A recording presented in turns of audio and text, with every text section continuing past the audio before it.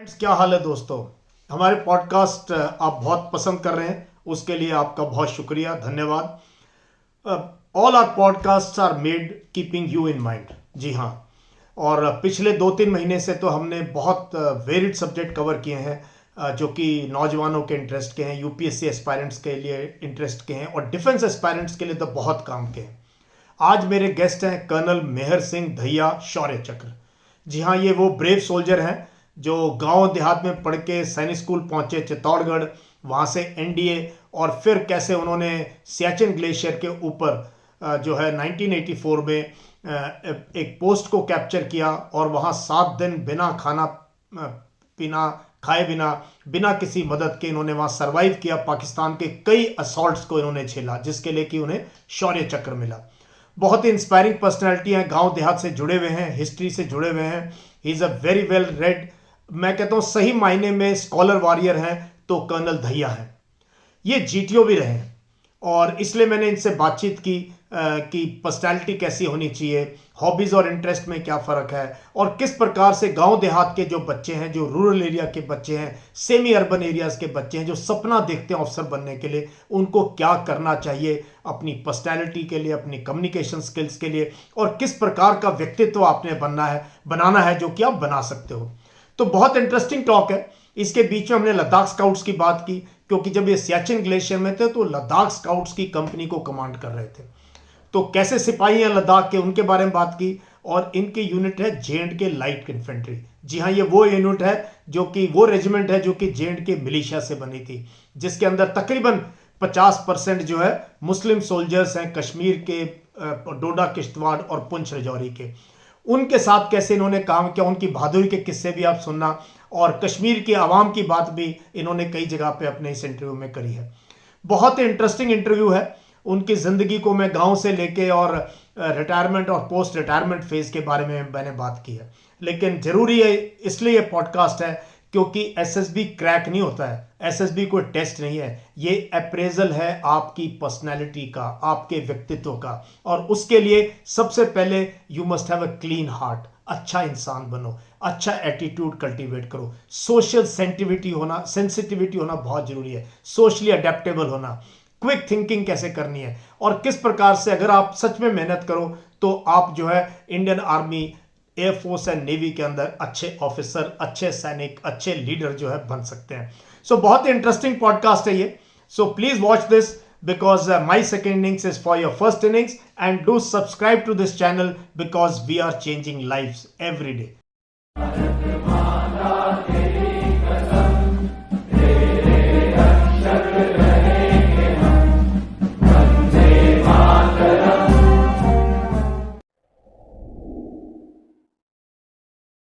At the outset, what an honor, colonel Mehar Singh भैया, शौर्य चक्र। इतने दिनों से मैं आपको फॉलो करता रहा हूं, आज हम रूबरू हो रहे हैं, और मेरे लिए बहुत गर्व की बात है कि एक बिल्कुल जो है एक ग्रेट सोल्जर और स्कॉलर जो मैं आप में देखता हूं, वो आप आज मेरे शो पे आए हैं। आपका स्वागत है सर। मेरे लिए भी बड़ी गर्व की बात है जन साहब कि आपने मुझे इस काबिल समझा कि मेरी बात अपने ऑडियंस तक पहुंचा सकें, जो कि सही माने में उस कॉन्टेक्स्ट में एक हिस्टोरिकल इवेंट है जो कि आम आदमी तक जाना चाहिए। हाँ, मैं बिल्कुल। आभारी हूं कि आपने मुझे ये मौका दिया। धन्यवाद। Thank you sir. आप ना एक सही जो गांव से निकल के एनडीए यूनिट कमांड की, सियाचिन ग्लेशियर के आप पायनियर रहे हो, शौर्य चक्र लिया आपने। आप वारंगटे वो जो काउंटर इंसर्जेंसी स्कूल में पोस्टेड रहे हो, जीटीओ रहे हो फौज में। तो आपका बहुत जबरदस्त एक्सपीरियंस है। अगर मैं कहूँ, आप 1 मिनट में बताओ आपका फौज का एक्सपीरियंस कैसा रहा है। It is a dream come true. अगर मैं चंद शब्दों में कहूँ तो मैं हम्म। यही कहूँगा कि ये सपना साकार हुआ मेरे जीवन में। मैं अपने आप को बहुत सौभाग्यशाली समझता हूँ कि एक गांव से शुरू होके और मैं राष्ट्रपति भवन के अशोका हॉल में खड़ा हुआ जहाँ पर इंडिया, हमारे देश की जो टॉप लेवल की right, the first citizen, honourable prime minister and other ministers, वो मौजूद थे। और सबका फोकस, मैं खड़ा हूँ, और वहाँ पे मेरे काम के और मेरे जवान, मेरे साथियों, मैं ये साफ कर देता हूँ शुरू में ही, मैं अपने साथियों के बगैर कुछ नहीं। तो आज ये मेरी आवाज़ जो है वो उनको भी समर्पित है, जिन्होंने मेरे साथ ये संघर्ष किया, कुर्बानियाँ दी, और हमने एक ऐतिहासिक काम किया। बिल्कुल सर, उस पे मैं बात करूंगा। आपने सियाचिन ग्लेशियर में उस टाइम पे जब मतलब बहुत ही डिफिकल्ट था, बहुत ही डिफिकल्ट था, उसकी बात मैं थोड़ी देर में करूंगा। पहले से मैं आपसे जानना चाहता हूं, आपकी गांव में कहाँ के हो आप रहने वाले? गांव से आप एनडीए पहुंचे, सैनिक स्कूल पहुंचे, सैनिक स्कूल से एनडीए, उसका अगर आप थोड़ा सा बता दो तो हमारा कनेक्शन ऑडियंस के साथ सही हो जाएगा सर। मेरे दादाजी और पिताजी क्योंकि सैनिक रहे हैं, सेकेंड वर्ल्ड वॉर में उन्होंने सर्व किया है, और वो जिस गांव के बैकग्राउंड से मैं आता हूं, वो फार्मर सोल्जर हेरिटेज है हमारी। और एक सैनिक, जैसे आप जानते हैं कि एक किसान 50% सैनिक होता है, और ओवरलैपिंग होती है उसकी पर्सनैलिटी में, क्योंकि जो फार्मर्स की जो रिक्वायरमेंट है, जो वे ऑफ लाइफ है, उसका काफ़ी हिस्सा वो मिलता है एक सैनिक की जिंदगी से भी। उसकी एम, उसका मुद्दा, उसके लिए अहम जो होता है, जैसे गांव एक किसान के लिए उसका खेत, और हाँ। हमारे लिए हमारा ऑब्जेक्टिव, अगर इन दोनों में देखा जाए तो भावना वही होती है कि उसको प्रोटेक्ट करना है, उसको संवारना है, उसके लिए बेस्ट पॉसिबल कैपेबिलिटी इवॉल्व करनी है। तो एक किसान है, चाहे सैनिक है, उन दोनों का जो रोल है, जो जो जीवन है, वो काफी हद तक मिलता है। तो बैकग्राउंड भी वो था। और फिर सैनिक स्कूल का 60s में एक भारतीय सरकार द्वारा इनिशिएटिव शुरू किया गया, और उस समय पंजाब था, कंबाइंड पंजाब था। और उस समय भी Punjab was the only state जिसमें दो सैनिक स्कूल थे, कुंजपुरा और कपूरथला। राजस्थान के लिए मैंने ऑप्ट इसलिए किया कि मेरे पिताजी ने प्रेफर किया कि हम एक नए माहौल में मेरी अपब्रिंगिंग हो। और ये बहुत ही अहम डिसीजन था, क्योंकि हमेशा हमेशा के लिए राजस्थान का जो मेरा पढ़ाई का 4-5 साल मुझे मिले, वो मेरी ज़िंदगी की फाउंडेशन कह सकता हूँ मैं। क्योंकि मेरे को मेरी एक्सेंट और मेरे डाइवर्सिटी सेंसिटिविटी, वो मेरे बाद में बहुत काम आई, क्योंकि मैंने वहाँ दूसरे प्रदेश के बच्चों को देखा, उनके साथ रहा, जीवन काल के लिए संबंध बने, और उनका तरीका काफी हद तक मेरी पर्सनैलिटी में आज भी झलकता है। ये बात आपने सही कही सर। डाइवर्सिटी जो हमारे उसमें, मैं खुद मिलिट्री स्कूल बैंगलोर में पढ़ा और भी साउथ में, तो उसका बहुत इम्पैक्ट है जिंदगी भर। अगर आप अलग एनवायरनमेंट में रहे हो, सोच बड़ी हो जाती है, दिमाग भी खुल जाता है, और बहुत टॉलरेंट, और बहुत हम ना यूनिटी इन डाइवर्सिटी में बिलीव करना शुरू कर देते हैं। Yes, that is the biggest advantage that I got from my Sainik School, Chittorgarh, which is a very renowned school. हमारे आदरणीय इज एक्सेलेंसी श्री जगदीप धनखड़ जी, जो वाइस प्रेसिडेंट हैं, he is also from our school. He was one class senior to me. तो कौन से साल में आपने ज्वाइन किया स्कूल? मैंने 9 मार्च 1964 मैंने ज्वाइन किया। हम्म। और दिसंबर 68 में मैंने 10th किया, हम्म। और एनडीए का एग्ज़ाम लिखा, 10th का भी लिखा जयपुर से, हम्म। और एनडीए का भी साथ साथ ही लिखा। हम्म। मार्च में रिजल्ट आया, अप्रैल में एसएसबी, अप्रैल में, एंड जून जुलाई में जो सेशन स्टार्ट होता है, उसमें मैं फर्स्ट चांस में एनडीए ज्वाइन किया। तो 68 में आपने एनडीए ज्वाइन कर लिया था? 69, 69। 21st July. Incidentally, 21st July, man landed on moon and I landed up in NDA. ये ये दो कमाल की घटनाएं हुई। ये घटना तो आज पता चली है, वो तो सारी दुनिया को पता है। Yeah, I knew that it was, for me, it was nothing less than that. Man landing on moon and I landing in NDA. अरे That was a ये very, कमाल की बात है। एक चीज और मुझे बताओ, पिछली बार मैं आपसे बात करा था, आपने वो I don't to steal the thunder from you, आपका आपके दादाजी का आपके ऊपर काफी असर रहा, या फादर, किसका रहा है?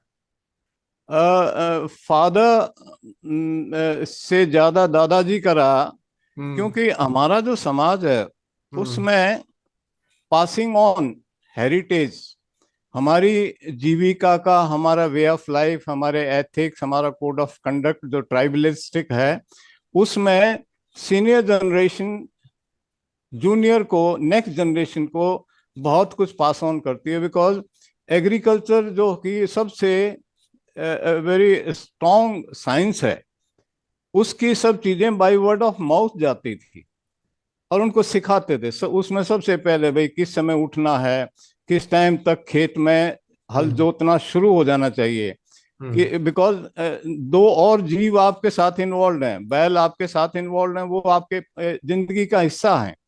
तो you are not only concern about your well being, you are equally in fact more concern about the well being of your, मैं तो उनको साथी कहूंगा। साथी, बिल्कुल। वो टाइम हमने भी देखा है बचपन में, जब की जोड़ी वो होती थी, बहुत बड़ी जरूरी है। देखभाल करते थे उनकी।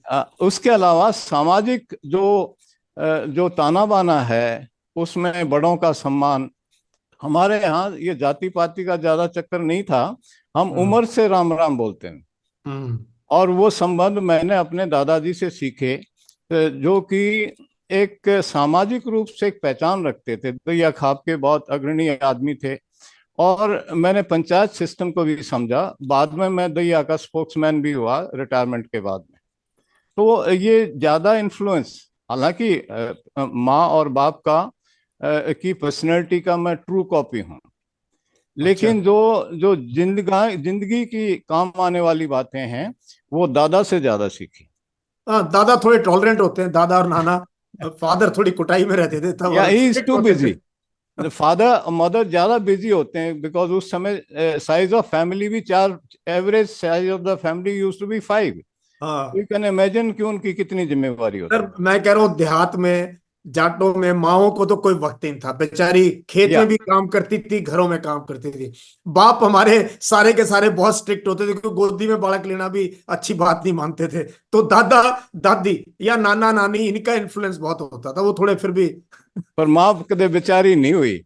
स्ट्रॉन्गेस्ट काम बहुत पर्सन था। इन द हाउस वाज हाँ। मदर। हाँ। बिकॉज इतना इनका उतना है ना, इमोशनली इन्वॉल्व होती हैं, कर्म हाँ। योगी होती हैं, उन्होंने तो कर्म। करके देना है, कोई उससे नहीं चलेगा। हाँ। कोई हेल्प तो नहीं होती थी, that बहुत was a काम था। unique upbringing that I had in my village, hmm. and वो that कौन सी remained my रेजिमेंट में strength. थे सर आपके दादा और फादर? Hmm? कौन सी रेजिमेंट से थे आपके फादर और My दादा? father was in 17 Pune Horse, अच्छा, हाँ, ये आपने बताया था, आर्मर्ड कोर। हाँ। and my grandfather was also in a cavalry regiment which went to Pakistan on independence. तो ये भी थोड़ा फर्क पड़ा होगा, नहीं तो मैक्सिमम तो इन्फेंट्री वाले होते थे। अगर आपके फादर और दादा कैवलरी के थे, तो ये भी तो थोड़ा कहीं ना कहीं आपकी सोच में फर्क डाला होगा उन्होंने। इनफैक्ट मेरा सपना था कि मैं अपने फादर की रेजिमेंट ज्वाइन करूं, लेकिन मेरे कोर्समेट हैं, बाद में लेफ्टिनेंट जनरल रिटायर हुए, उनके father I think he commanded and he was a military cross, so he had a stronger claim, hmm. And मैं ज़्यादा चूजी नहीं था। हम्म। मैंने कहा, इनफैक्ट मेरे जो एप्लीकेशन में इन्फेंट्री इन्फेंट्री इन्फेंट्री तीनों चॉइस मेरी इन्फेंट्री थी। हम्म। तो सर ग्रेट। तो आपका कमीशन किस साल हुआ और कौन सी रेजिमेंट में हुआ? मेरा वो कहानी भी बड़ी अजीब ही है कि hmm. First first time in December 72 Indian army ने डायरेक्टली जो है यंगस्टर्स को जम्मू कश्मीर मलेशिया में भेजना शुरू किया। बिकॉज भारत सरकार तब तक फैसला कर चुकी थी कि इसको एक नई रेजिमेंट के रूप में सेना के साथ में शामिल किया जाए। तो उसको ध्यान में रखते हुए, हालांकि वो शामिल बाद में हुए 74 में, लेकिन उन्होंने डायरेक्टली यंग ऑफिसर्स वहां से आईएमए से ओटीए से भेजने शुरू किए। तो okay. I was in the first slot. December 72 में फर्स्ट सेकंड लेफ्टिनेंट आया, उसके बाद अप्रैल में एक ओटीए से आए, एंड जून जुलाई में मैंने ज्वाइन किया 73 में। So I got commission on 17 June 1973। Oh my god, मैं स्कूल में था। मैं मिलिट्री स्कूल में दूसरे, मतलब I was in 6th standard when you joined, you got commission, and my father was an instructor, या weapon training instructor in IMA sir, okay from okay 69 to 72 73, long tenure ही had, वो weapons instructor थे। या that में। अच्छा sir, ये बताओ अभी, अब मैं आपको ना सीधा ये आपकी जिंदगी की ये देख के, ये सैनिक स्कूल गांव से यहाँ तक आना, आप जे एंड के मिलिशिया में कमीशन हुए, अब मुझे सर, मैं सीधा आपको सियाचिन ग्लेशियर लेके जाना चाहता हूँ, जहां पर आपको अवार्ड मिला। और सही आप कह रहे हो, ये साथियों की वजह से होता है, सिंगल कोई कोई इंडिविजुअल बहादुरी मिल जाती है जब टीम पूरी होती है। मुझे सर पूरा सियाचिन का बताओ, कब आप पहुंचे और कैसे आपने पोस्ट एस्टैब्लिश करी, इसके बारे में अगर आप बता सको सर, डिटेल में जितना हो सकता है। सियाचिन के बारे में एक्चुअली पूरी तरह जानकारी शेयर नहीं की गई, और हमने ये उस समय की सरकार द्वारा ये फैसला है, ये सही पर्सपेक्टिव में ना समझा गया और ना ही प्रोजेक्ट किया गया। मैं इसकी एक झलक आपको देना चाहता हूँ। सर। जितने भी कन्फ्रंटेशन हमारी चाइना और पाकिस्तान के साथ हुई हैं, 47 में वी लॉस्ट टेरिटरी, 62 का जिक्र करने की जरूरत नहीं है, हाँ। 65 वॉज जैसे थे, जैसे अपने ड्रिल स्टेलमेट। स्क्वायर में होते हैं कि स्टेलमेट, तूने हाँ। ये लिया मैंने ये लिया, ऐसा करते हैं, भाई भाई हैं दोनों, आगे पीछे हो जाते हैं। हम्म। 71 में हमने टेरिटरी, बहुत बड़ी टेरिटरी गेन की, लेकिन वो हमने दान कर दी और एक नया देश पैदा हो गया। हम्म।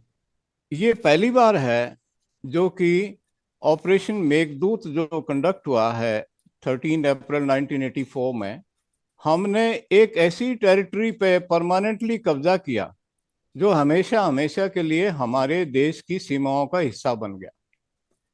लेकिन बदकिस्मती से इसको सही मायने में ना प्रोजेक्ट किया गया, ना समझा गया, और एक बड़े फ्लिम्सी और स्केची पिक्चर है आज भी सियाचिन के बारे में। तो उसमें मैं आपको दो तीन चीजें आपको कहना चाहता हूँ। हम्म। सबसे पहले कि ब्रिटिशर्स ने एक बहुत बड़ा काम है, हिस्ट्री एनालिस्ट ऑल्सो, तो मैं थोड़ा सा उसका हाँ हाँ। रेफरेंस लेते हुए मैं आपको इस पे लाना चाहता हूँ। हम्म। सर्वे ऑफ इंडिया ब्रिटिशर्स ने जो टेक ओवर किया, वो सबसे बड़ी एक्सरसाइज थी, और जो इक्विपमेंट यूज होता था थियोडोलाइट, उसका टन से भी ज्यादा वजन होता था और मैनुअली कैरिड होता था।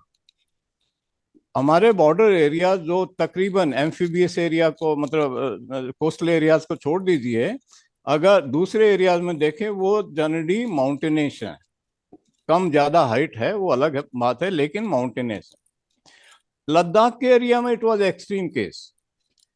तो जब ये सर्वे हुआ उस एरिया का, तो NJ9842 एक रेफरेंस पॉइंट है, उसके नॉर्थ का एरिया वो जा नहीं सकते थे, इक्विपमेंट बहुत हैवी था, it had to be manually carried.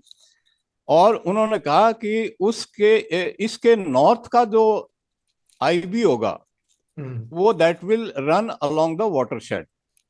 Watershed की कॉन्सेप्ट आप मेरे से बेटर जानते हैं, लद्दाख में रहे हैं, जन साहब रहे हैं। पानी जो चोटी से हमारी तरफ गिरेगा वो हमारा, वो उस कर जाएगा, वो डिवाइडिंग पानी के गिरने की वो जो है वो करके, वो बड़ा वेग था। मैं इस ऑफ मेघदूत से पहले के लोग जिन्होंने जिक्र भी नहीं होता है, सबसे अहम रोल उनका वो है माउंटेनियर्स जो एक्सपीडिशन में गए। करेक्ट, जो हमारे माउंटेनियर्स थे, जिसमें वो कम से कम एक डिकेड तक वो मुहिम चली, अलग अलग हौज से। प्रेमचंद का नाम है, कुमार तो हिस्ट्री है अपने आप कुमार में, तो हिस्ट्री है बिल्कुल, और जिनके उनके साथ में आफ्टर ऑल वो अकेले तो होंगे नहीं, इतने लोग जिन्होंने अपने लिम्स खोए हैं, अपने मेडिकल कैटेगरी बने, हेल्थ इफेक्ट हुआ, उन लोगों का जिक्र नहीं है। तो मैं सही माने में 84 के आते आते जो नैरेटिव है वो उनकी देन है कि उन्होंने हमें mentally and physically on ground तैयार किया। 13 अप्रैल 1984 में वो हरियाणा वाली कहावत है, झगड़ा झूठा कब्जा सच्चा। हम्म, हाँ, हिंदुस्तान ने फैसला किया कि बातें होती रहेंगी, पहला ऐसा करो अपना लठ वहां गाड़ो और बैठ जाओ। बैठ जाओ। ये दो पार्ट्स में था। एक पार्ट था हेली बॉर्न कॉलम्स से, और हम्म, एक थे फुट फुट मतलब ग्राउंड पे कॉलम्स। हम्म, अभी क्या हुआ कि जो इनिशियली स्टिक्स जाने के बाद में हेलीकॉप्टर की, वहां पे वेदर बहुत अनप्रिडिक्टेबल होता है। हम्म, वेदर बिकेम बैड, तो जो ड्रॉप हो गया सो हो गया। हम्म, अब उनको कैसे सरवाइव करना था, क्योंकि दुश्मन का ऑपोजिशन नहीं था। They never expected that will physically land troops fully prepared. ये बहुत बड़ा हमने शॉक, सरप्राइज, या अनकन्वेंशनल, अनप्रेडिक्टेबल, मतलब we can be really proud of this yes, action by yes, Indian yeah, army and Indian state. I'm हाँ, really proud of the hmm, decision makers of that time बिल्कुल। who said कि hell with everything, let's कोई भी कीमत हो, हम्म, हमें अपने ground के ऊपर अपनी हाजिरी दिखानी है। क्यों? दिखा। क्योंकि हम्म, हमें इंटरनेशनल बॉडी प्लेयर्स को भी ये जताना था कि हम फिजिकली ग्राउंड पे हैं, तो ये हम्म, इलाका हमारा है। एम्बिग्यूटी थी, उसको खत्म करने का तरीका यही था। कीमत का कुछ भी हो, हमने कीमत चुकाई। इसके कुछ और पहलू, खास पहलू ये हैं कि ये एक्सक्लूसिवली नदन कमांड का ऑपरेशन था। हम्म, और हरियाणा का बात को कोट करते हुए, ये सही माने में भानुमति का कुंडबा था। हम्म, किसी को कहीं से लाए, हौज से स्की ट्रूपर्स हो गए, high risk mission officers, volunteers इकट्ठे किए पूरी कमांड से, लद्दाख स्काउट को इन्वॉल्व किया, विकासीज को इन्वॉल्व किया। देयर रोल वाज डिफरेंट, विकास का रोल अलग है। हम्म, And in fact they are not very willing to actively be involved face to face with the enemy. Hmm, And then Ladakh scouts, they've been there since 47. Incidentally, they are also a militia battalion, या 7 and 14 militia converted into Ladakh scouts. तो ये है इसका background. Background के बाद में उन्होंने अप्रैल 84 में, हमने फिजिकली ग्राउंड पे अप्रैल का पूरा महीना आप मानिए कि हम ग्राउंड पे मौजूद हो गए, and we totally outpaced the enemy. हमने दुश्मन को टाइमिंग के लिहाज से बिल्कुल ही पस्त कर दिया।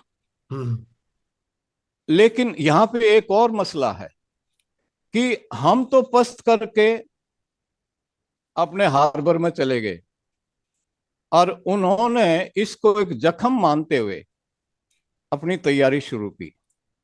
और उस मौसम में जिसमें हम समझते थे कोई यहाँ पक्षी भी नहीं आ सकता, उन्होंने तैयारी करके उस मौसम में ऑपरेशन कंडक्ट किया।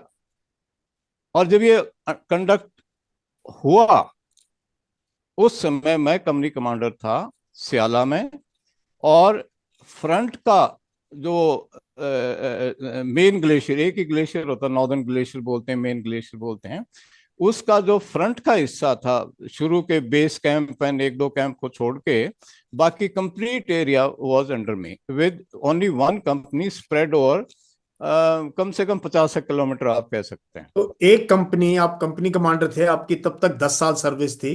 तो या अब मैं ये भी नहीं कह सकता कि आप बहुत यंग ऑफिसर थे, आजकल तो 13 साल में सीओ बन जाते हैं सर। तो आई हैड उस 11 ईयर सर्विस। वही तो कह रहा हूँ, 11 साल की सर्विस थी। आज के परिप्रेक्ष्य में आप सीओ बनने वाले होते, ट्वाइस ही तो पक्के होते खुरान, ट्वाइस ही यूनिट के। या उस टाइम पे आप कंपनी कमांडर थे और आपकी कंपनी के पास 50 किलोमीटर का ग्लेशियर था तकरीबन। या तो and myself was in the pass, Siala pass, front आप मोस्ट। स्याला पास पे थे। आप या स्याला पास पे थे। या पहले तो ये बताओ सर मुझे, ये कौन सी यूनिट की कंपनी थी, कितने जवान थे आपके पास और क्या क्या था? मेरी पोस्टिंग 4 अक्टूबर 1984 को लद्दाख स्काउट में सडनली हो गया।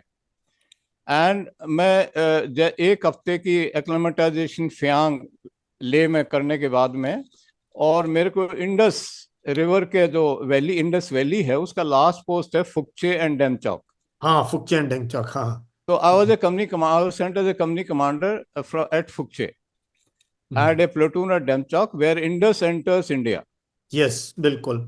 तो वहाँ से I appeared for my first mandatory staff college exam from Fukche. ये भी अपने आप में एक इतिहास है. हाँ.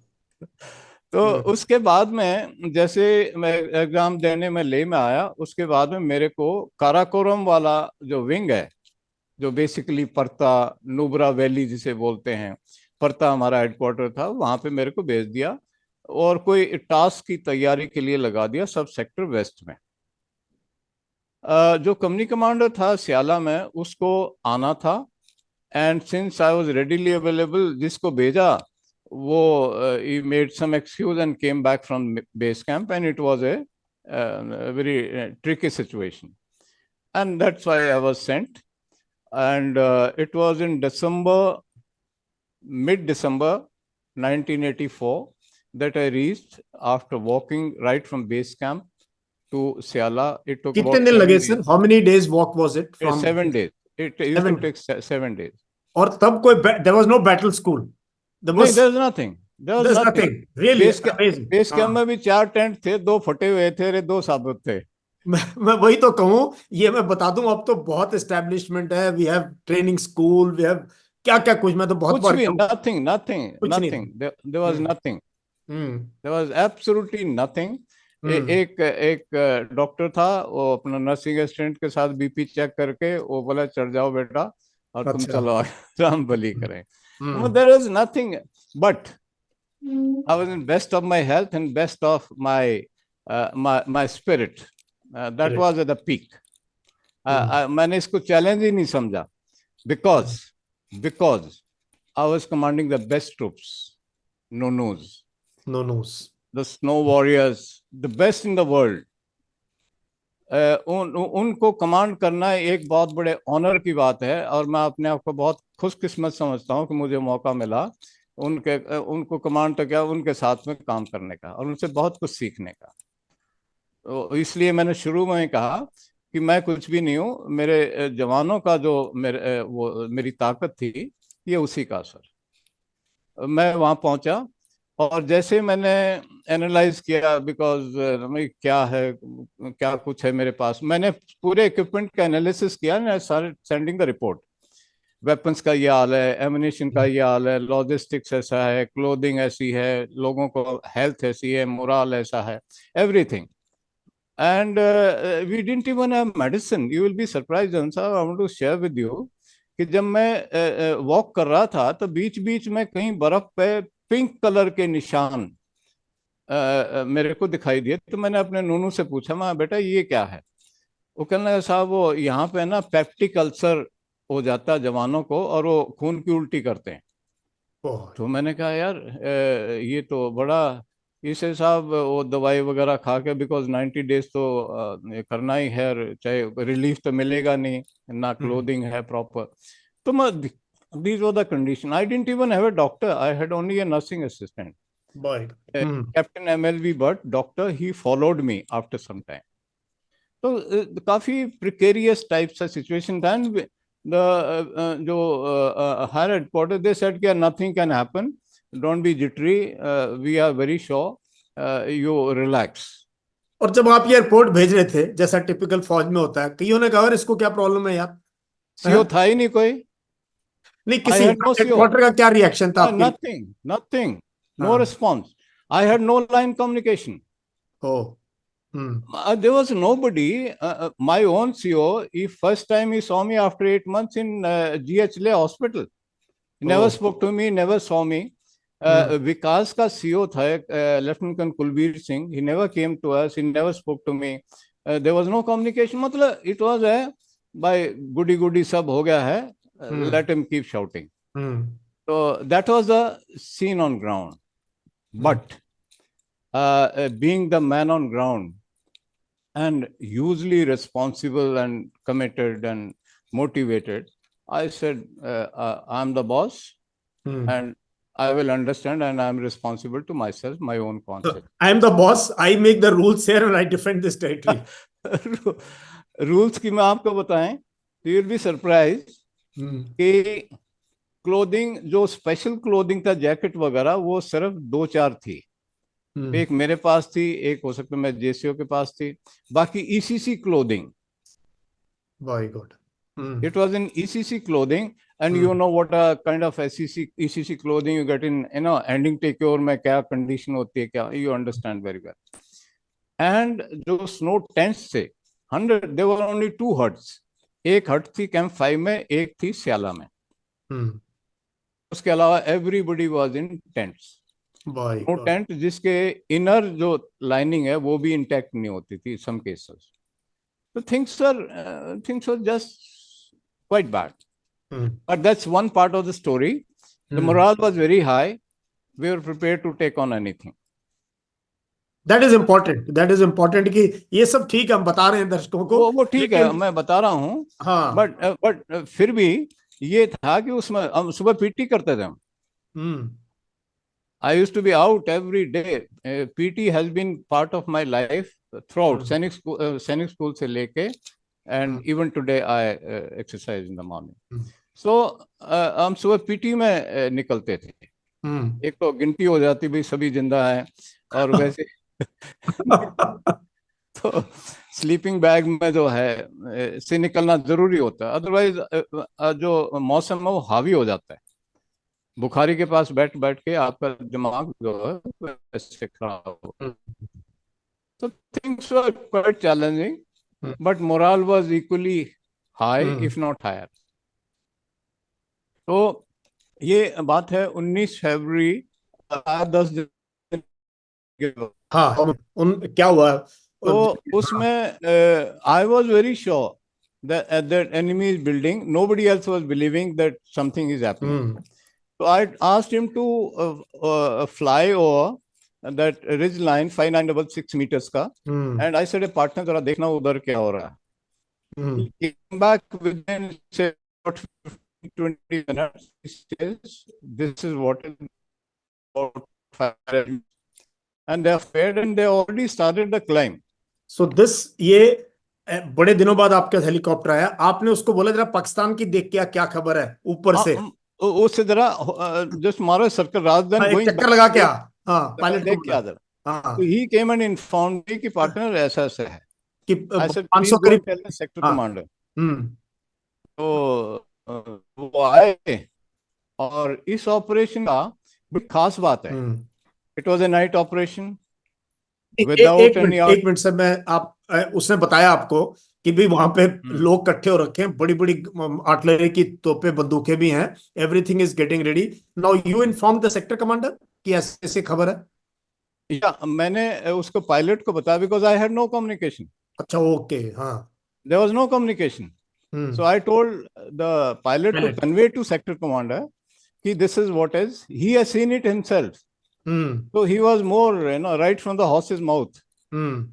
So within 2 hours, the commander came and he gave me a jhad, which is typical of the boss. Hmm. I kept on hearing and I told him, sir, everything is on record. However, that's not the issue.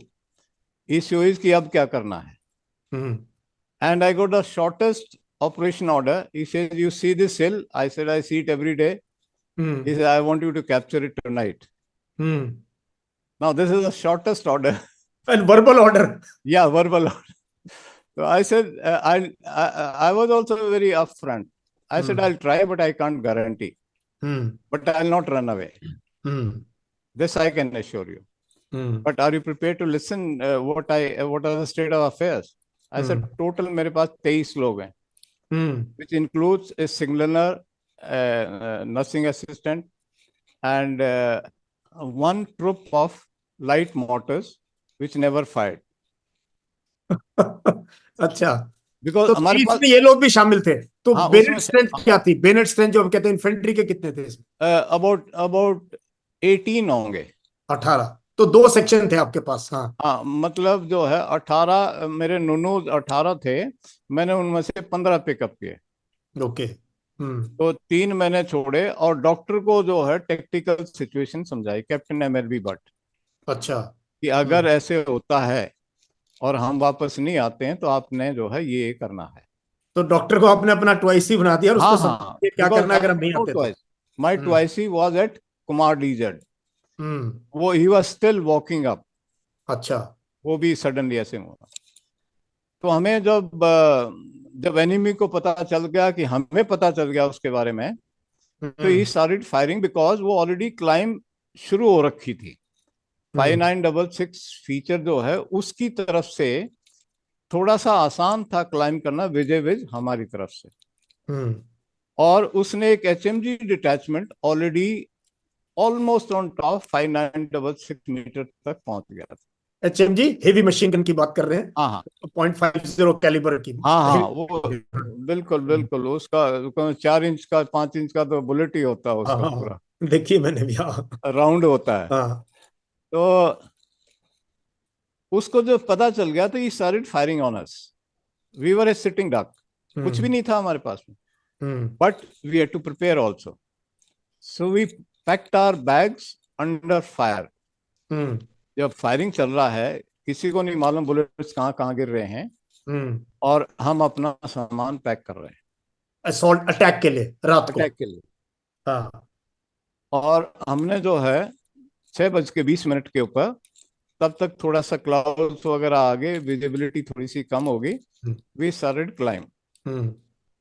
और हमारी तरफ से climb इतना steep, snowy, crevice prone, बहुत ज्यादा crevices थे। हम्म। हमने अपने आप को बांधा रोप के साथ में, एंड वी स्टार्टेड मूविंग।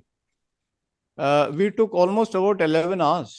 अगले ग्यारह दिन, अगले दिन 11 घंटे आप चल रहे थे एक दूसरे से रस्सी बांध के, to go for capture of this.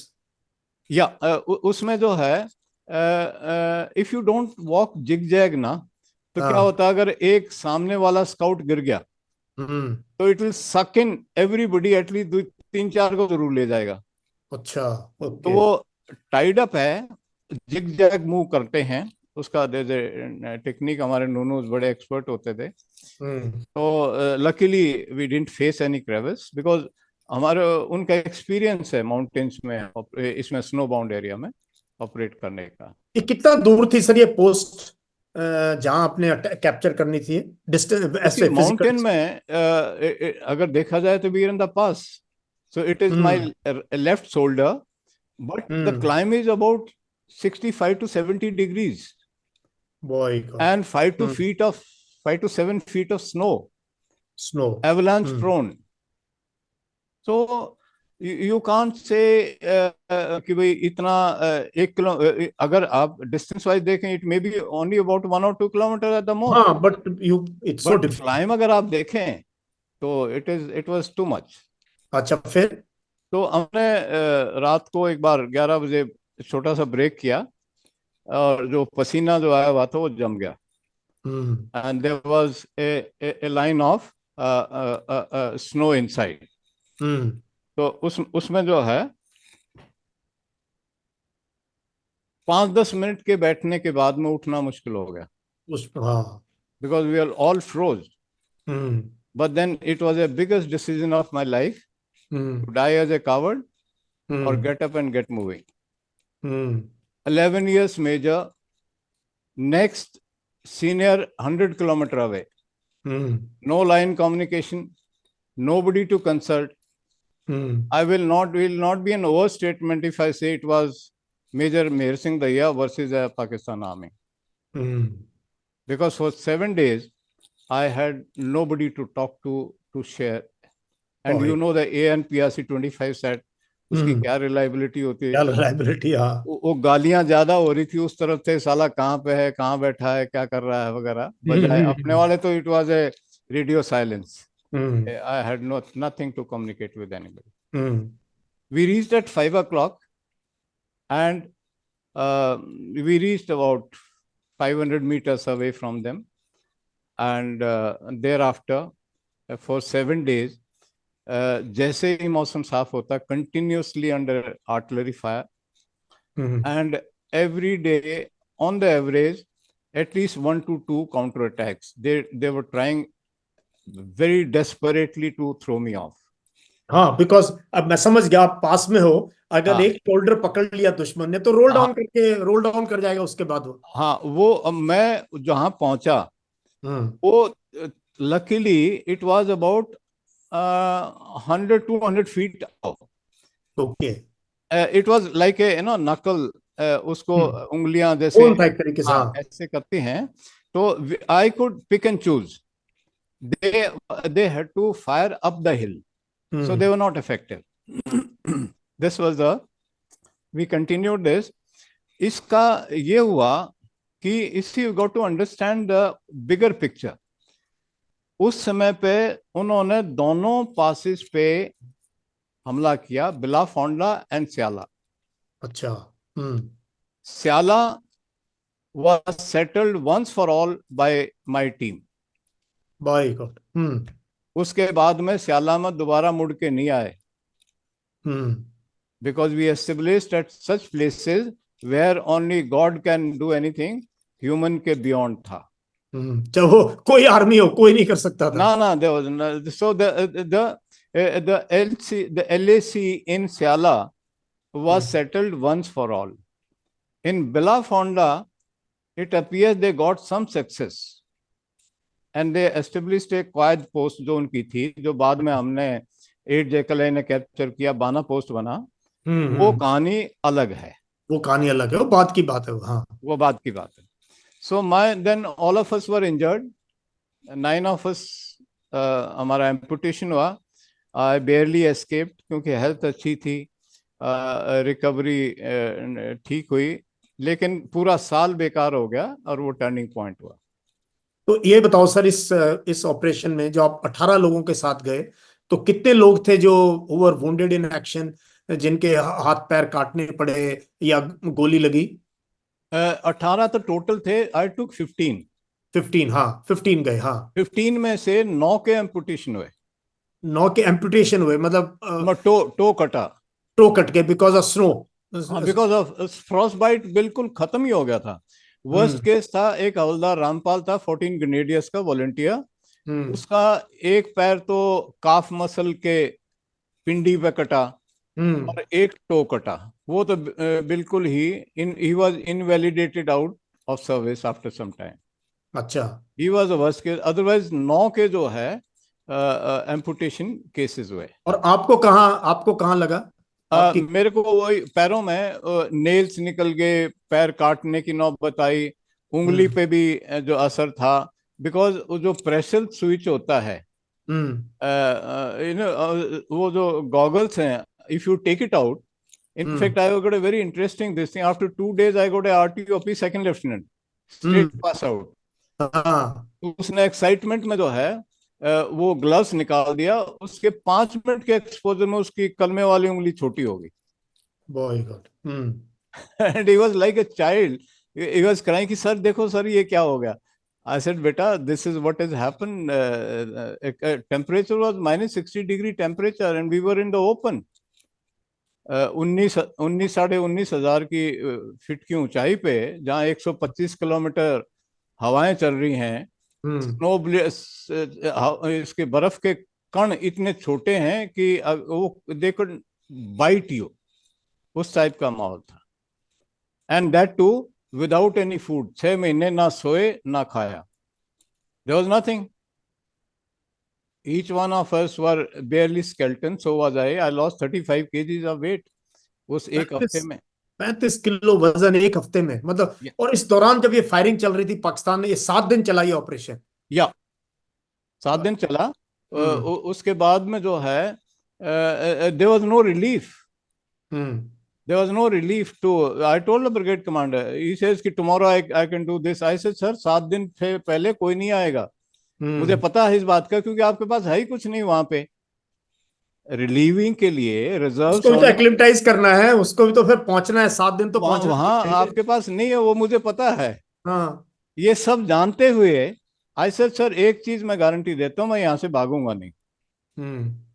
I will not run, I will take a stand, and god and my men bravery we succeeded.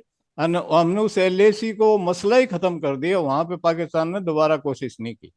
Excellent sir, very proud to hear all this. तो इसमें क्या क्या awards मिले sir आपकी team को इस मेरे CEO को मेरी कंपनी के अशोक चक्र मिला, ओ मेरी कंपनी टू आई सी कीर्ति चक्र मिला, मेरे को शौर्य चक्र मिला, और 2 सेना मेडल मिले, और ऐसे करके आई थिंक देयर 5 अवार्ड्स वो उसमें। ईच ऑफ देम डिजर्व, मतलब है ना? ईच वन डिजर्व, इसी हाँ। वो है ना, because lot of things go unsung. Hmm ये पर्सपेक्टिव जो है, hmm in fact on the same podcast I like to mention, even today जो ग्राउंड कॉलम का कमांडर था मेजर निरंजन सिंह सलारिया, हम्म जब air column halfway through call off करना पड़ा because of bad weather, he took almost I think 3 weeks to reach up to Siala on ground establishing camps en route। और हम्म। वो अफसर आज भी army headquarter में उसका केस पेंडिंग है। आफ्टर हाउ मेनी इयर्स, 85 से 15 वो हो गए, 24 ये हो गए, ऑलमोस्ट अबाउट 40 इयर्स के बाद। किस चीज का? That he say that ground के ऊपर सिचुएशन कुछ और थी, नैरेटिव में कुछ और है। भाई You see, a lot of things get frozen in that temperature. आपने बड़ी बात कह दी। Lot of things get frozen in that temperature and lot of things get lost in airways. That is it. But that मेरा स्वभाव ऐसा है, that has never been my part of my mindset, because गांव की जो upbringing है, खेत की, फार्मर की जो मानसिकता है, वो इन सब चीजों को बहुत छोटा मानती है, जबकि मुद्दा मेरे लिए देश का chief army staff has given in writing the gallant service to the country. वो मेरे लिए बहुत बड़ी बात है। सही बात है सर। और हम लोग तो गीता में बिलीव करते हैं, उस धरती से आए हैं हम लोग जहां कर्म कर्मयोगी करो, फल की इच्छा मत करो। और देश के लिए और धर्म के लिए, अपनी कर्म भूमि के लिए, इसके लिए अवार्ड की क्या देखना है ना? यथार्थवादी है, हाँ, प्रैग्मेटिक। प्रैग्मेटिक, बिल्कुल। इसी farmer can not be imaginary कि भाई हाँ मैंने बगैर बोए गेहूं का खेत हो जाए, खेती हाँ, हो ऐसा जाए, नहीं ऐसा होगा। नहीं होता। वो तो बो को हो जाए तब भी राम का शुक्र करता है, शुक्र है और तूने दे दिया। और बोना भी, उसके लिए हल भी बाना पड़ेगा। ऐसे नहीं हो सकता, सपनों में नहीं हो सकता, That's what है I ना? said। ट्रेड मार्केट में नहीं हो सकता। नहीं, नहीं हो सॉफ्टवेयर नहीं सकता, बना उसका अभी तक। स्पेकुलेटिव नहीं हो सकता सर, नो नो स्पेकुलेशन। तो चल, अभी सर मैं सियाचिन से आता हूँ। आप 1 साल हॉस्पिटल में एडमिट रहे, है ना? आप बेस जीएच में रहे, श्रीनगर में आपकी रिकवरी हुई। अब मुझे बताओ सर, आपको यूनिट की कमांड, कौन सी यूनिट की कमांड मिली और कहाँ पे आपने यूनिट कमांड की?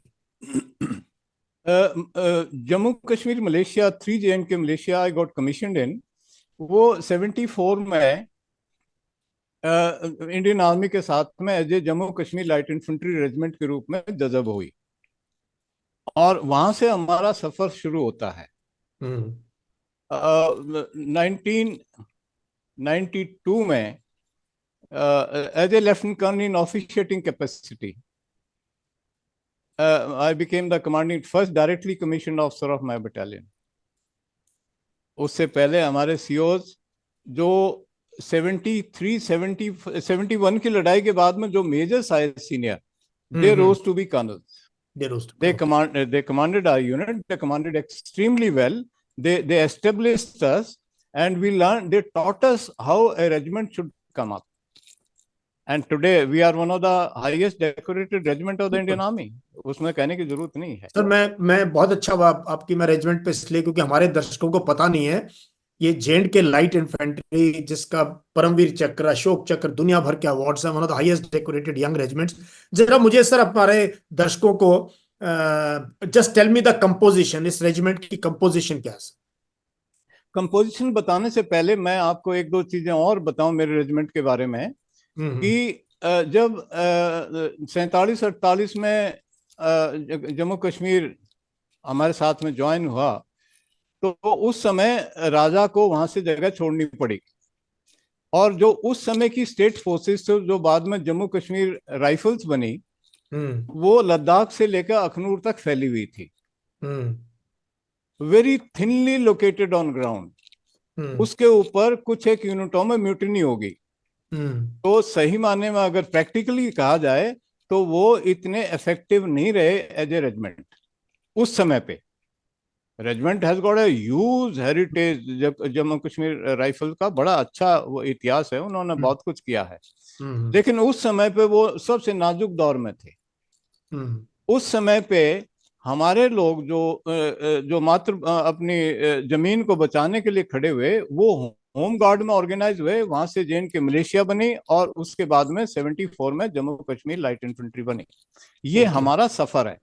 सफर, ओके। हिंदुस्तान की आजादी के बाद में पहली रेजिमेंट है जो कि लोकली हमारे अफसरों ने हमने खड़ी की अंग्रेजों की बजाय।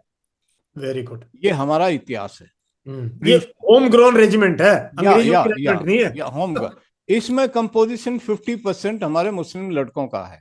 50% मुस्लिम सोल्जर्स, ओके। और दो बटालियन को छोड़ के 8 और 11, इन हम्म। दो में कंप्लीटली हिंदूज हैं, नॉन माउंटेन्स हैं। और बाकी हमारी सभी बटालियन में 50% कंपोजिशन माउंटेन लड़कों का है। अच्छा, बाकी यूनिट्स में 50% मुस्लिम सर, बाकी हाँ, 50। 50% मुस्लिम है, और उसमें 3 जगह के हैं। बेसिकली वैली से हैं, वैली में कुपवाड़ा डिस्ट्रिक्ट के ज्यादा हैं, उड़ी के कुछ हैं, और राजौरी पुंछ के ज्यादा हैं, और डोडा डिस्ट्रिक्ट के हैं। अच्छा, तो राजौरी। बारामूला नॉर्थ कश्मीर के हैं, हाँ पुंछ राजौरी के हैं, डोडा किश्तवाड़ के हैं। हाँ हाँ हाँ, उसमें राजौरी पुंछ में गुज्जर ज्यादा हैं। हाँ। और कश्मीर जो श्रीनगर वैली है, उसके वहां के लोग कम हैं।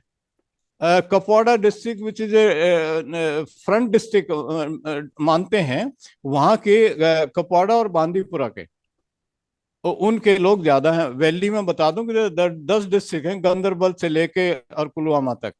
हम्म। There are 10 districts today, and there are 9,500 veterans in these 10 districts.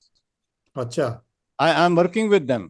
मतलब हाँ, आप आज। जाते रहते हो, मैंने आपकी देखी है फोटो, आप कश्मीर जाते रहते हो अपने पुराने साथियों से मिलने के लिए, उनके घरों में भी रहते हो, जाते भी हो या वहां या पे। या या हाँ। या तो सर मुझे अभी ये बताओ कि ये आपको कैसा एक्सपीरियंस रहा है जैक लाइफ में, जिसमें मोहम्मदन सोल्जर्स भी हैं, डोगरा सोल्जर्स भी हैं और सिख भी हैं।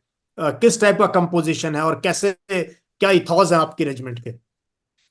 इसी जब मैं जम्मू कश्मीर मलेशिया में गया जुलाई 1973 में, जो मैंने सीन देखा, तो उस समय पे एक एक्सरसाइज होती थी, कम सितंबर। हाँ, कम सितंबर, हाँ। तो कम सितंबर में क्या था, वीवर जिस ब्रिगेड का हम हिस्सा थे वो कोर रिजर्व थी, उसको बकरवाल ब्रिगेड बोलते थे, क्रू में होती थी। हाँ, क्रू में होती थी, हाँ। तो उस समय पे वो उसमें we were doing the enemy. Hmm. और इसका फायदा ये हुआ कि एज ए सेकंड लेफ्टिनेंट मैंने पूरी वैली को पैदल चल के देखा। गांव में रुकते थे। उस समय का कश्मीर आज के लोग सोच भी नहीं सकते। Kashmiris have been a very docile people. In fact सही माने में उस समाज के बारे में कोई पढ़ना चाहता है तो हम्म। मूसा रजा की एक किताब, वो the chief secretary of hmm. Jammu Kashmir in 89, hmm. Kashmir a land of regrets.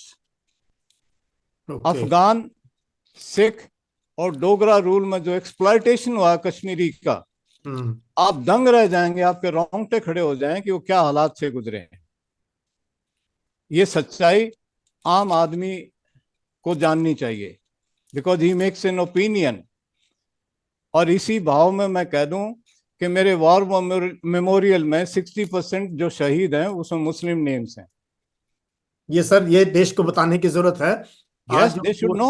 जो 1 मिनट के अंदर पूरे हमारे टेलीविजन चैनल, पूरी व्हाट्सएप यूनिवर्सिटी भरी पड़ी है इस टाइप के प्रोपागेंडा से, उसमें आप कह रहे हो कि 60% जो शहीद हुए हैं मुसलमान सिपाही हैं।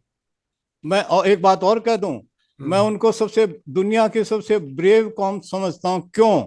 हम्म। जहां जहां पे विवाद हुआ, कमजोर दिल का आदमी वहां से बक्सा उठा के भाग लिया है। हाँ। कश्मीरी वहां से नहीं भागा है, उसी जगह पे बैठा है। चाहे उसका तहस नहस हो गया, उसकी जिंदगी बर्बाद होगी, लेकिन उसने जगह नहीं छोड़ी है। वीर भोग गया वसुंधरा, हम्म। जमीन पर वो रहता है। और मेरी यूनिट का जो मोटो है, बलिदानम वीर लक्षणम। हम्म।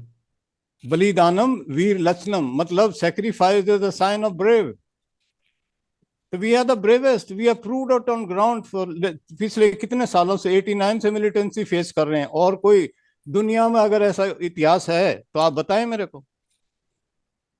Before forming an opinion you sir must बहुत गो ऑन अच्छा लगा ग्राउंड सर एंड सी। ये बात सुन के। मैं तो ये बातें रोज ही कवर करता हूँ अपने बच्चों के साथ कि बिल्कुल। कश्मीरियों का जो रोल रहा है भारत की एकता में, भारत की यस। अखंडता में, और द आइडिया ऑफ इंडिया को प्रिजर्व करने में वी मस्ट यस। एक्नॉलेज।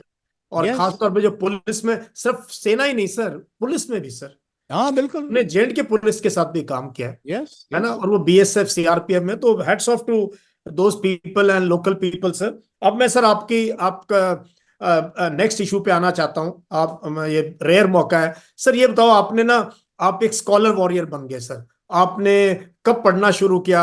आप गांव देहात से थे, लेकिन when did you start research? आप अभी, मैं तो कहता हूँ आप स्कॉलर ज्यादा हो और सोल्जर कम हो, because you are reading so much, writing so much, speaking so much sir. मैंने अंग्रेजी सीखी है गांव में हिंदी के अध्यापक से। अच्छा।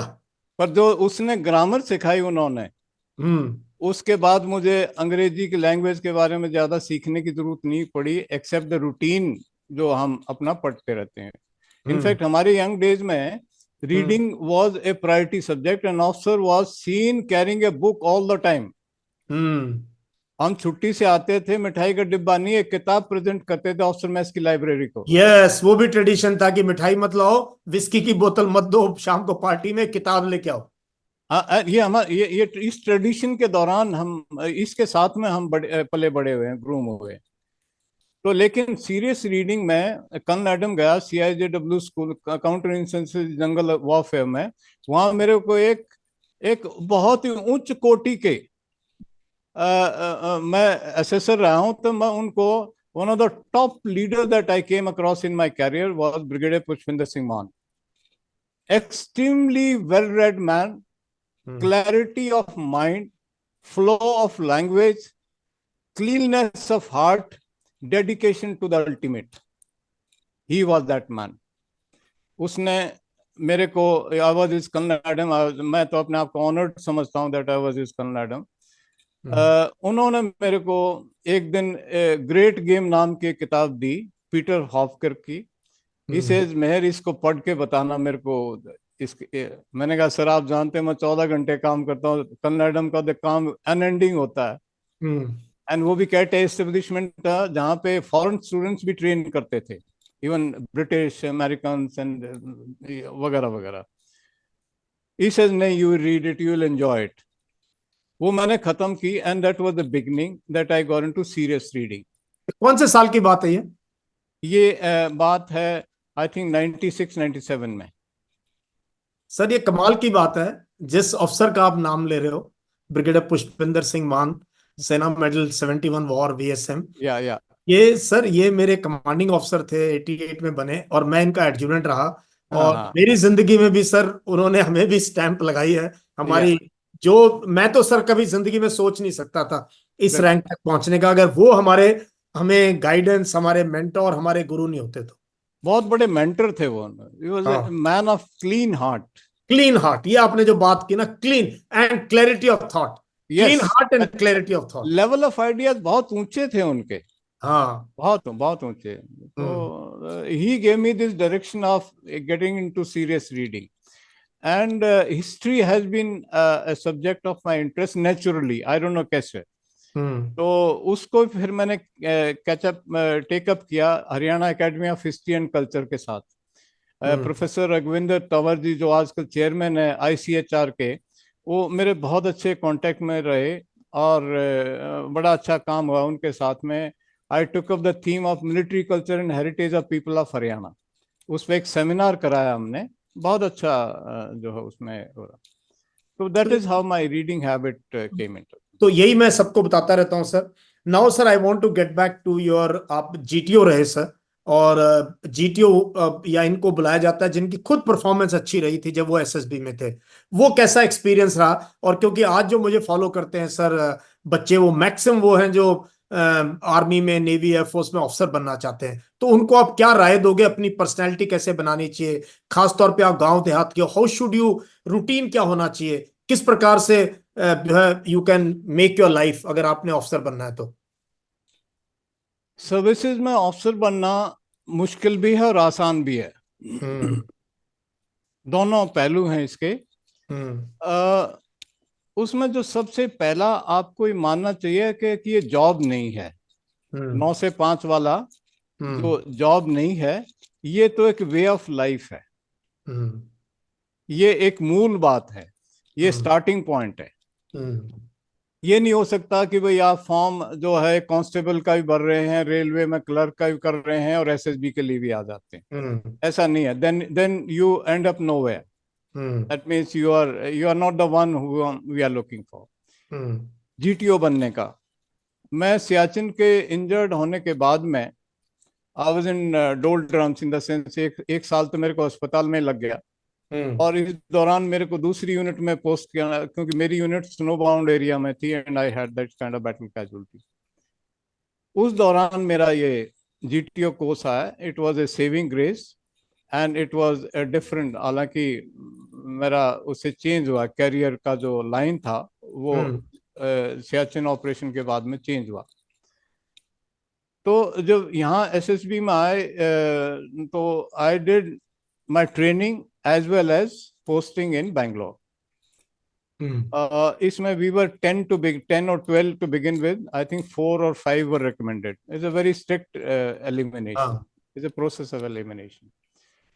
As a GTO when I went, I was a natural assessor. ये कौन से साल की बात है सर? आप बैंगलोर में कब थे? मैं 86 अप्रैल, 1 अप्रैल को मैंने रिपोर्ट किया वहाँ एसएसबी में। 85 में मैंने कोर्स किया था। Okay.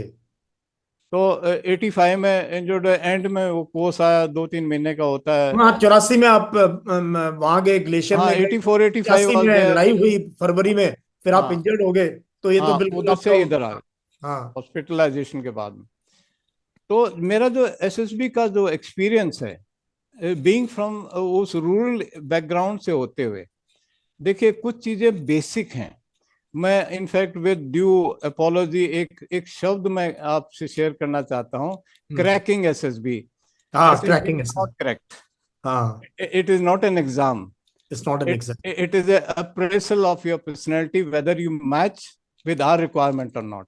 Wonderful sir, appraisal of your personality, don't Yes, crack. appraisal of your personality कि तेरे में वो दाने से हैं कि नहीं से हैं। हाँ हाँ, बिल्कुल सही बात है। तेरे में वो it है या नहीं? it do is you not have an it in you? exam. There's no हाँ। cracking involved in it. हाँ, बिल्कुल सही है। दूसरी बात ये है हम्म। कि आपकी इससे कोई एग्जाम की तरह ट्रेनिंग नहीं हो सकती।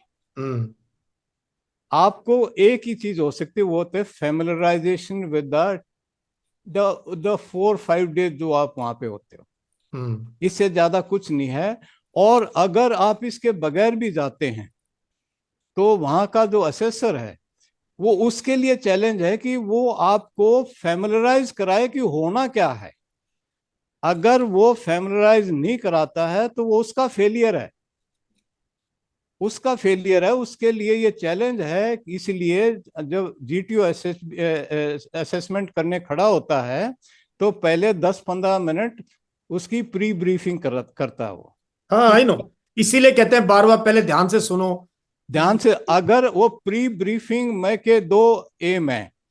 एक तो वो फैमिलराइज करा के मोटे तौर पे, स्पेसिफिक तो वो हर एक टास्क जब शुरू होगी तो बताएगा, लेकिन हम्म। मोटे तौर पे आपको फैमिलराइज कराना उसका काम है। दूसरी बात, उसने अपने ग्रुप के साथ में रेपो एस्टेब्लिश करना होता है।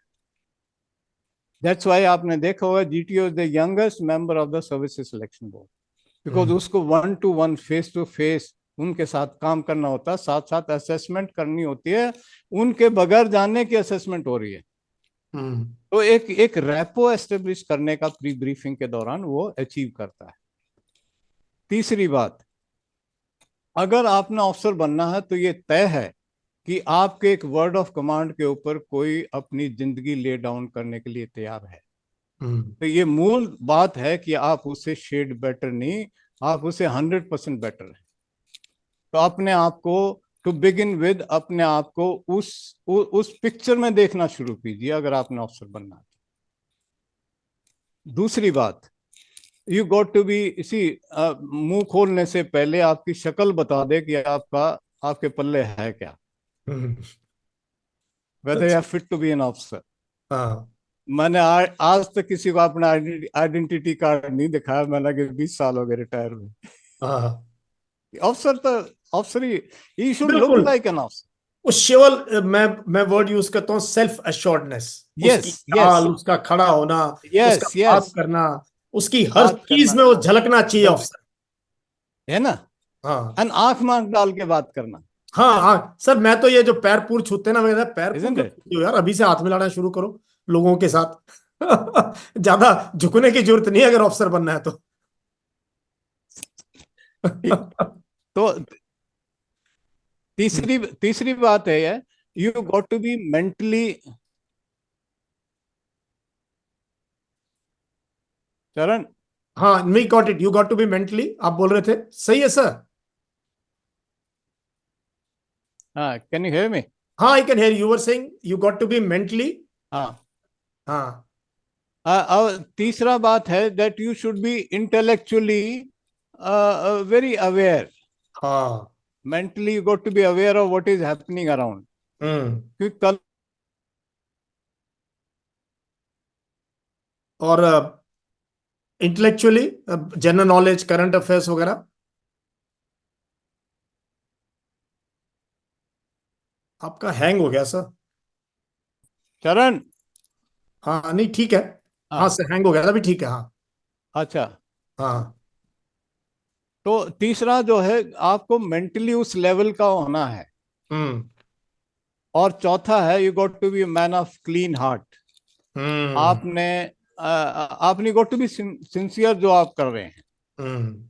If you are not sincere, आपका एम किसी तरीके से उसको क्रैक करना है, तो आप हम्म। कामयाब नहीं होंगे। B natural. बी नेचुरल है, मैं हमेशा कहता हूँ अच्छे इंसान बनो पहले। बी कहते प्रिपेयर्ड। OL क्यों कहाँ से लाए, मैंने कहा OL क्यों भाड़ में गए, अच्छे इंसान बन जाओ पहले। सबसे इसका इसका एक नेगेटिव एस्पेक्ट ये है कि इसको एज ए सिलेबस के रूप में लोग रटना शुरू कर देते हैं। हाँ। That is wrong. हम्म। तो ये एसेसर का काम है आपको टास्क शुरू कराने से पहले आपको फुल्ली कंफर्टेबल करना, अवेयर करना, कितना समय है, क्या हदबंदियां हैं, कैसे करना, वो आपका काम है। हम्म। वो आपको एक्सप्लेन करने का। सो देर इज नथिंग मच। चौथी बात यह है कि हमारी पूरी सर्विसेज की जो एथोज हैं, हमारा वे ऑफ वर्किंग, वो ग्रुप सेंट्रिक है। You got to be social sensitivity आपकी बहुत हाई ऑर्डर की होनी चाहिए। हम्म। ये आपने नहीं आपने ये साबित नहीं करना कि काबिल हैं, हम्म। दूसरे कहें कि आप काबिल हैं। दूसरे कहें, सही बात हम हमारे वो सोशियोमेट्री होती है। है। Hmm. We keep record. Hmm. और एक तरीका है कि सोशियोमेट्री में हु इज यू नो कितना फेवरेट ऑफ अदर्स। तो वी मेक आउट एन, वो भी एक पार्ट होता है विच डू साइलेंटली।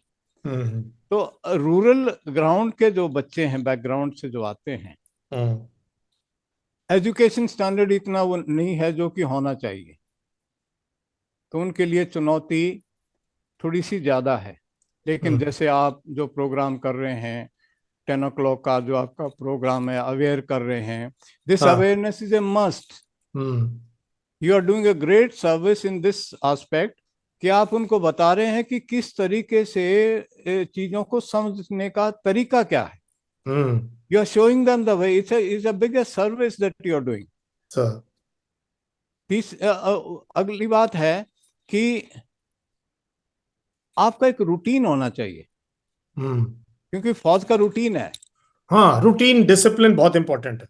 जो जो रूटीन में नहीं बनता है, उसकी पर्सनैलिटी पर असर पड़ता है, जो कि बच्चे रियलाइज करना चाहिए। हम्म।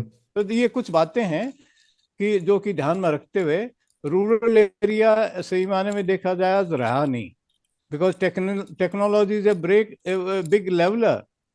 जो जो कलाम में भी आपकी बात बैठ के वो से सुन सकता है जितना कि पंचकला सुन रहा है।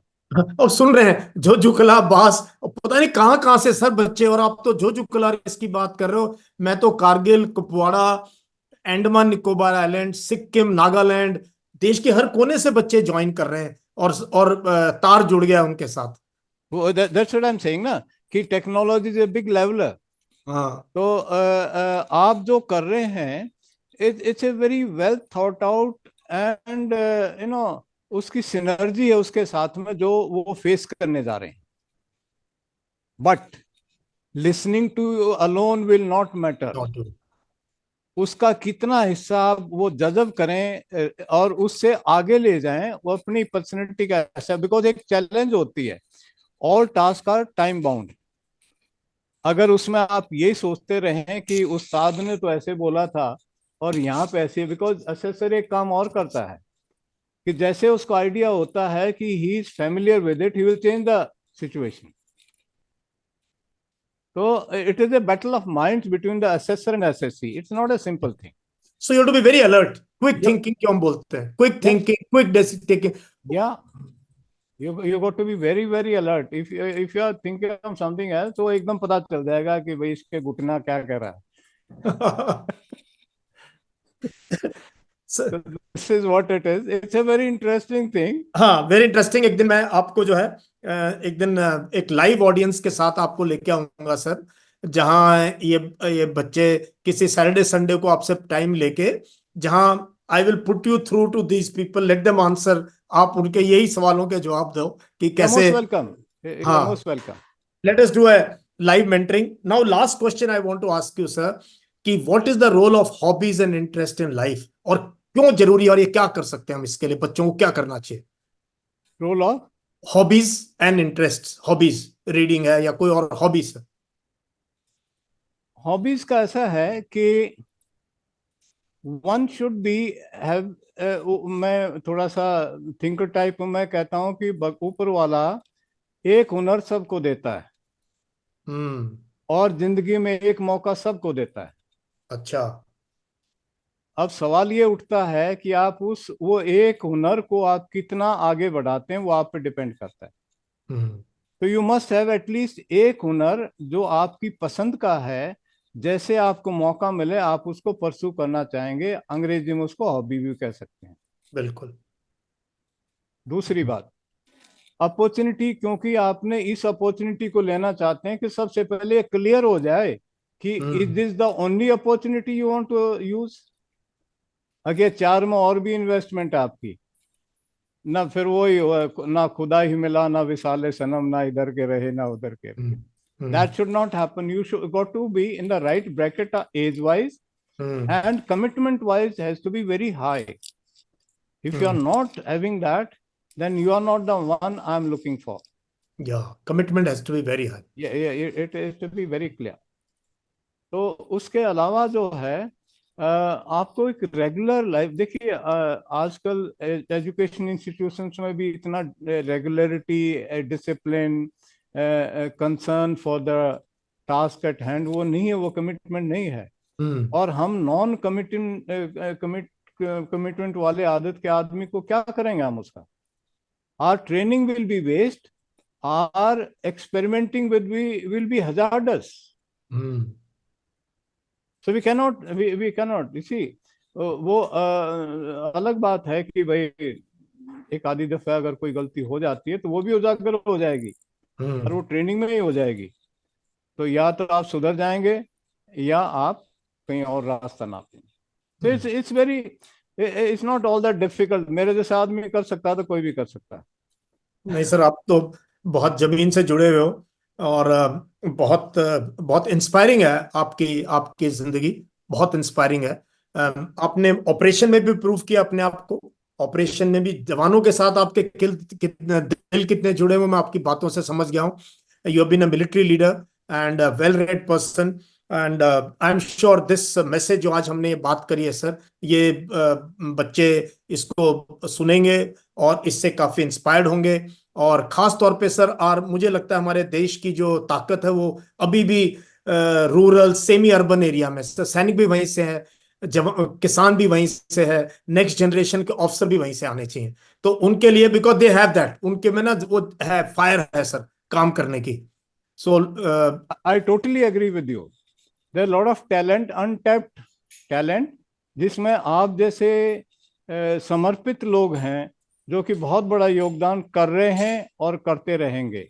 I wish you very good health, and may God be kind to you that you continue to do it. You're touching thousands of lives. It's not an ordinary mission जो ऊपर वाले ने आपको दिया है, ये कोई आम बात नहीं है. You are a blessed one who is doing it. ये वो आवाज देना, वो कमिटमेंट देना, वो आपके चेहरे से झलकता है. तो I am really proud that you are doing a wonderful job. Thank you, sir. Thank you for blessing me. I get inspired from people like you, people like Brigadier मान, और कितने ही लोग हैं. मैं कहता हूँ हम कुछ नहीं है. अगर वो मेंटोर नहीं मिलते, कोई राहगीर नहीं मिलते, कोई रहबर नहीं मिलते, तो हम यहाँ तक पहुंच नहीं सकते थे. Now is time to give back to the society. I agree with you. ठीक है. हाँ sir, thank you very much sir. बहुत अच्छा लगा. आपसे फिर बात करेंगे. एंड बिल्कुल so proud of you sir. Thank you sir. जय हिंद. Thank you. जय हिंद.